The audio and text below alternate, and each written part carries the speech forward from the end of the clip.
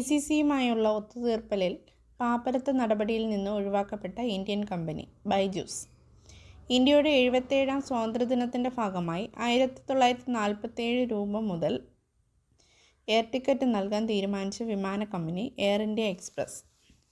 2024 ലോകബാങ്കിൻ്റെ വികസന റിപ്പോർട്ട് പ്രകാരം വികസിത രാജ്യത്തെ ഒരു വ്യക്തിയുടെ വാർഷിക വരുമാനം എത്ര രൂപയായിരിക്കണം?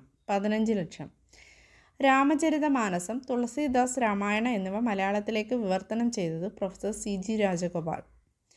തമിഴ്നാട്ടിലെ ചെങ്കോട്ടയ്ക്കടുത്ത് പ്രവർത്തിക്കുന്ന കുറ്റാലം കൊട്ടാരം ആരുടെ ഉടമസ്ഥതയിലാണ്? കേരള സർക്കാർ. കേരള ഹൈക്കോടതി വയനാട്ടിൽ മരണപ്പെട്ടവർക്ക് ഐക്യദാർഢ്യം പ്രഖ്യാപിച്ചത് എങ്ങനെ? Full court reference. കേരളത്തിൻ്റെ advocate general K Gopalakrishna Kurup. Kerala ഹൈക്കോടതിയുടെ നിലവിലെ acting chief justice A Muhammad Mushtaq. ഇന്ത്യയിലെ ആദ്യത്തെ വന്ദേ മെട്രോ പരീക്ഷണ ഓട്ടം നടത്തുന്നത് എവിടെ മുതൽ എവിടെ വരെ? ചെന്നൈ മുതൽ കാട്ട്പാടി വരെ.